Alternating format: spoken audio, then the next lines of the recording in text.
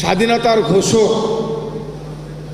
যাকে ধারণ করে বাংলাদেশ জাতীয়তাবাদী দল বিএনপি আজকে এগিয়ে যাচ্ছে। আজ থেকে ৪৫ বছর আগে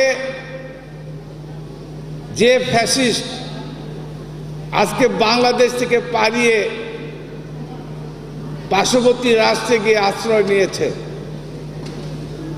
তারা সেদিন ভেবেছিল জিয়াউর রহমানকে হত্যা করে বাংলাদেশ থেকে জাতীয়তাবাদী দল বিএনপিকে নিশ্চিহ্ন করে দেবে। আজকে নতুনভাবে প্রমাণিত হয়েছে শহীদ প্রেসিডেন্ট জিয়াউর রহমান জীবিত জিয়ার থেকে শহীদ জিয়া সবচেয়ে বেশি শক্তিশালী।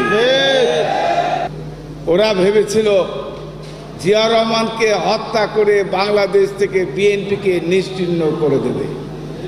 প্রিয় ভাইয়ের আমার, আপনারা দেখেছেন বাংলাদেশের যতগুলো অবাধ নিরপেক্ষ নির্বাচন হয়েছে, প্রত্যেকটা নির্বাচনে এই শহীদ জিয়ার আদর্শকে ধারণ করে বারবার বাংলাদেশের রাষ্ট্রীয় ক্ষমতা এসেছে বিএনপি।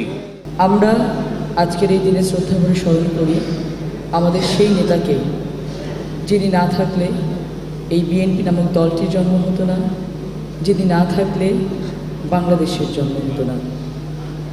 আমরা মুক্তিযুদ্ধের সময় আমাদের পিতামহরা আমাদের পূর্বপুরুষেরা মৃত্যুকে একেবারে বুকে ধারণ করে মুক্তিযুদ্ধে ঝাঁপিয়ে পড়েছিলেন। কিন্তু সকলেরই একটি কিন্তু নেতা লাগে, সব জায়গাতে একটি কমান্ডার লাগে। তার একটি আওয়াজ, তার একটি ঘোষণা সারা বাংলাদেশের মানুষকে কিন্তু সেখানে ঝাঁপিয়ে পড়তে অনুপ্রেরণা জাগিয়েছিলেন, এবং তার সেই ঘোষণার পরে কিন্তু সারা বাংলাদেশ জেগে উঠে আমাদের বাংলাদেশকে স্বাধীন করেছিলেন। আজকে সেই মহান নেতা, মহান নায়ক শহীদ রাষ্ট্রপতি জিয়াউর রহমানের মৃত্যুবার্ষিকীতে আমরা সারা বাংলাদেশ একত্রিত হয়ে তার আত্মার মাগফিরাত কামনা করতে পারছি।